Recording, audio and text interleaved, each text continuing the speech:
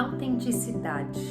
Autêntico é tudo aquilo que é verdadeiro, que é genuíno. Quando a gente vive uma vida mais autêntica, significa dizer que a gente está vivendo mais alinhado com o nosso eu mais verdadeiro. Mas por que é que geralmente a gente não consegue fazer isso? Pelo menos não com tanta frequência, né? Por que é que na nossa vida a gente acaba usando várias máscaras diferentes dependendo do ambiente e das pessoas com as quais a gente se relaciona? E como é que a gente faz para retomar essa nossa conexão com a nossa autenticidade? É sobre isso que eu quero conversar com vocês no vídeo de hoje. Vem comigo?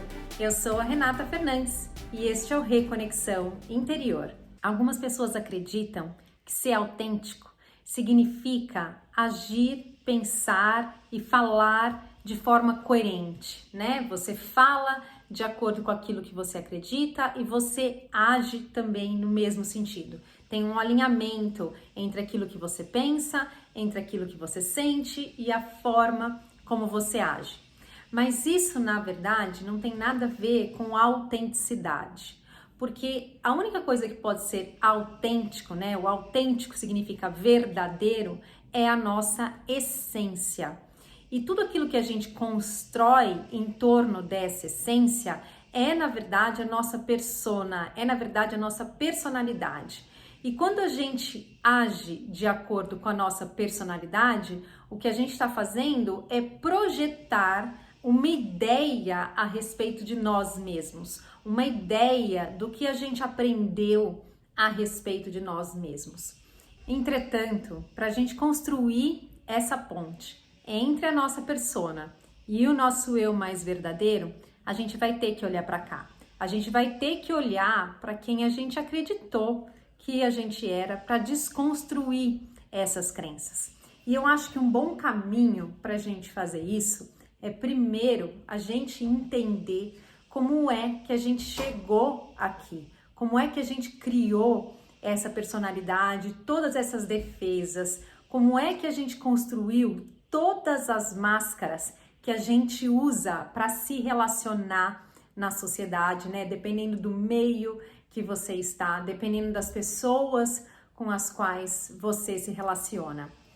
Então, para a gente entender isso, a gente vai ter que voltar lá na nossa infância e olhar lá para a nossa história e se dar conta do tanto que a gente foi ensinado a se desconectar, do tanto que a gente foi ensinado a caber em caixinhas, né, em modelos pré-determinados para continuar fazendo parte dessa sociedade.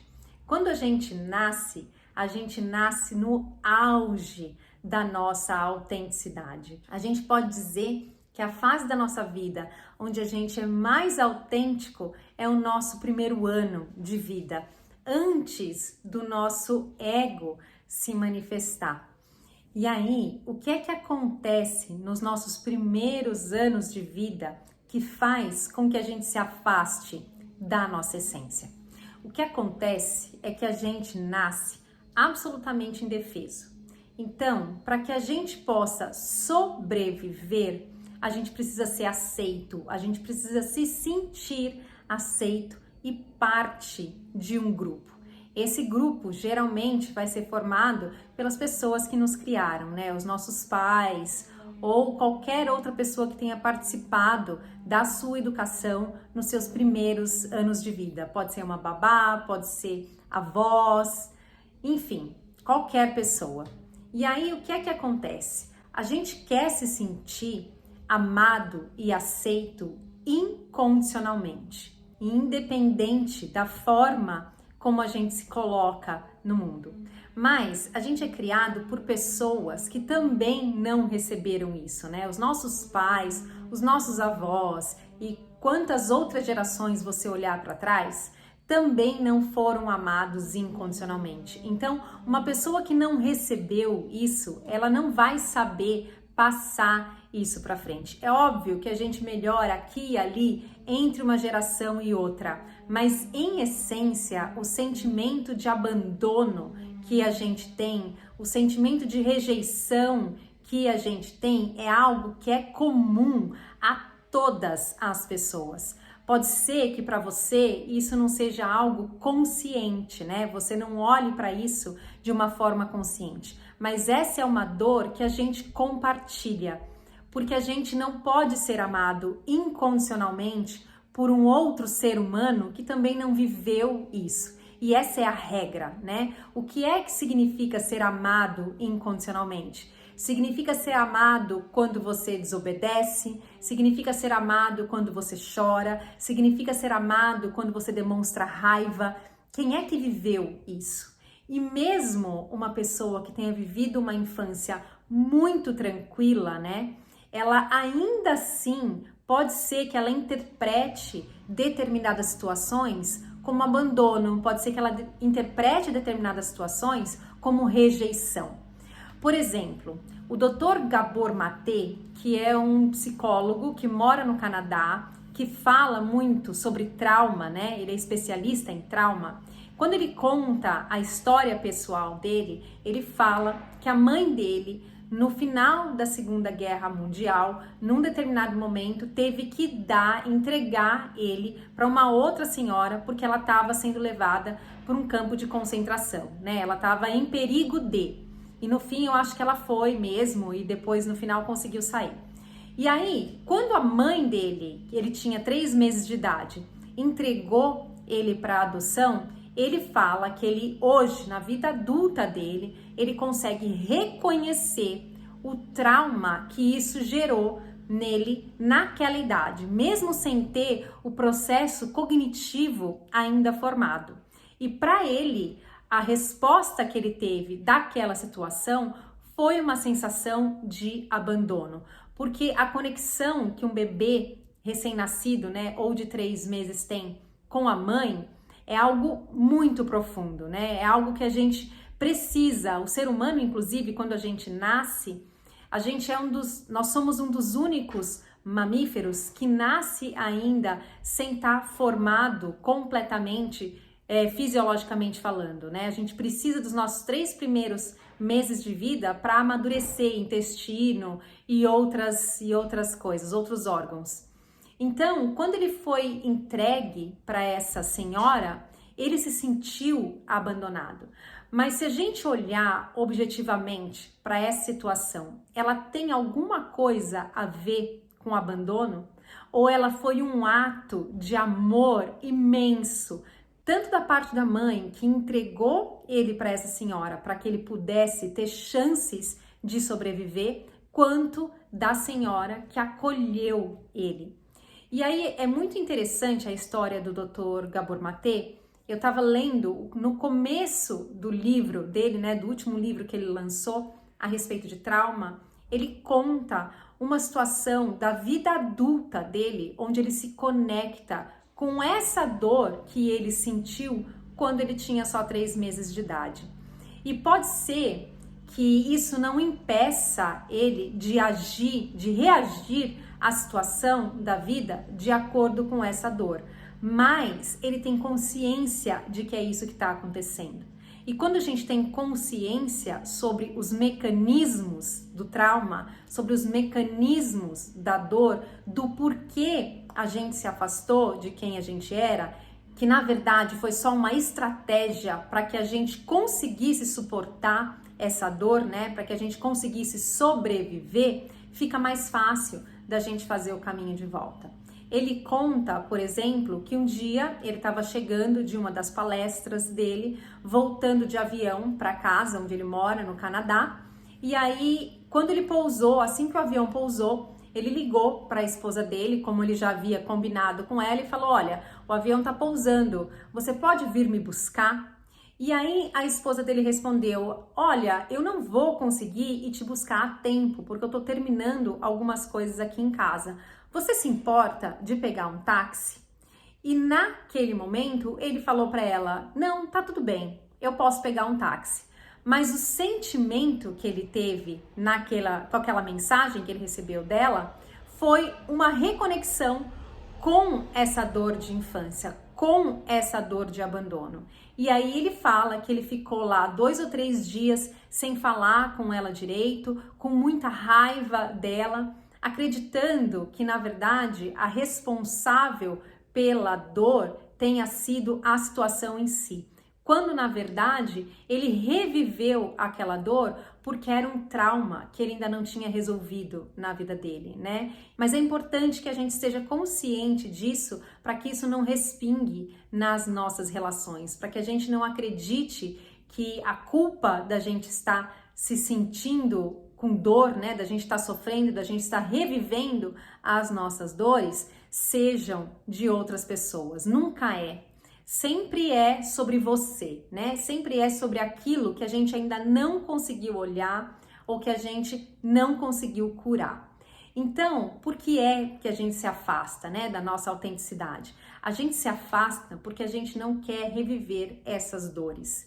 Então, como a gente não quer reviver essas dores, a gente coloca máscaras, a gente se encaixa da forma como os nossos pais nos disseram que a gente deveria fazer para se encaixar, da forma como os nossos pais nos ensinaram sobre como a gente deveria agir no mundo para se encaixar. Então a gente vai contra as nossas necessidades para agradar os outros, né? Por exemplo, quando você fala para uma criança, come tudo que está no seu prato. Enquanto você não terminar de comer, você não pode levantar e ir brincar. Qual é a mensagem que existe por trás disso? A mensagem que existe por trás disso é: ainda que você esteja se sentindo satisfeito, eu não me importo. Você tem que fazer aquilo que eu acredito que é correto. Então, você se desconecta, inclusive, a gente se desconecta, né? Inclusive do nosso corpo, dos sinais que o nosso corpo nos manda. Porque a gente foi treinado para isso, né? Tudo aquilo que é um desafio na nossa vida hoje, tudo aquilo que é um problema na nossa vida hoje, você pode apostar, olha para a sua história e você vai encontrar as respostas. As respostas estão todas lá, né? Muitas vezes a gente não tem essa abertura, a gente não quer olhar, porque dependendo do que você viveu, você, quando for olhar, você vai encontrar essa dor novamente. Mas viver essas dores, né, processar essas dores, deixar com que elas se vão, faz parte do nosso caminho de reconexão com a nossa autenticidade. E o que é que essa reconexão com a nossa autenticidade vai trazer de resultados para a nossa vida? A nossa reconexão vai trazer uma vida mais em paz, vai trazer uma vida mais tranquila, na medida em que a gente começa a agir com a certeza de que sim, nós somos pessoas bacanas, nós somos pessoas merecedoras, né, de receber e de compartilhar amor, de viver relações saudáveis, de ter um trabalho que te realize, ou de se divertir com os seus amigos sem se preocupar naquilo que as pessoas vão achar ao seu respeito, né, pela forma como você está agindo. E aí, nesse processo de reconexão, nesse processo da gente se redescobrir, né, de olhar para os nossos traumas com franqueza, de deixar que essas dores se vão, de olhar e reconhecer que os nossos pais lá da nossa infância não são mais as pessoas que eles são hoje, né? E que lá na nossa infância eles fizeram o que eles podiam, com o recurso que eles tinham. E perdoar aquela relação. Quando a gente perdoa uma imagem que a gente tem a respeito dos nossos pais, né? Para você enxergar os seus pais de forma verdadeira, você tem que perceber que eles passaram pelo mesmo processo que você passou, de aprender a se relacionar no mundo a partir dessas máscaras, a partir desse distanciamento da essência deles, e que eles não podiam ter feito melhor. E aí, quando a gente faz isso, a gente tem condições de olhar também e reconhecer que o que a gente aprendeu não foram só coisas negativas, né? Se você não tivesse sido amado de alguma forma, se você não tiver recebido carinho, se você não tiver sido visto de alguma forma, ainda que tenham sido em momentos raros da sua infância, o que eu duvido muito que seja verdade, né? Existe um equilíbrio aí, é que a gente tende a olhar para o negativo, mas eu tenho certeza que todos nós também vivemos momentos de muita conexão. Quando a gente olha para esse lugar e se apropria disso, embora a gente ainda esteja olhando para aquilo que é personalidade, isso com certeza vai estar muito mais próximo do que é a nossa essência. Por isso que eu falei no começo do vídeo da gente se realinhar com aquilo que é mais verdadeiro. Se a gente for olhar pelo viés da verdade, não existe mais ou menos verdadeiro, né? Porque a verdade é a verdade. Mas quando a gente olha para as características que nos aproximam do amor, que nos aproximam da conexão com alegria, com as nossas qualidades que a gente rotula como positivas, a gente está um pouco mais próximo daquilo que é verdadeiro. A verdade a nosso respeito, com relação à nossa essência, é de que nós somos, sim, somente amor incondicional divino. Mas até a gente conseguir viver neste lugar, existe todo um caminho que precisa ser percorrido. E parte deste caminho é olhar para aquilo que a gente construiu e que não é verdadeiro a nosso respeito, para que a gente consiga se apropriar verdadeiramente da nossa autenticidade, tá bom? Era isso que eu queria compartilhar com vocês no vídeo de hoje. Se você gostou desse vídeo, se ele te ajudou de alguma maneira, deixa aí o seu curtir. Muito obrigada e até o próximo vídeo. Tchau, tchau!